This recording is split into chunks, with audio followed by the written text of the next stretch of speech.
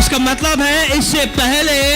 इज़ाया जो था वो इतना क्लोज शायद नहीं होगा, और क्या सिचुएशन होगी ये मुझे नहीं पता, लेकिन खुदावन के कलाम में लिखा हुआ है कि जिस साल इज़ाया ने वफात पाई उसी साल उसने खुदावन अपने खुदा को देखा।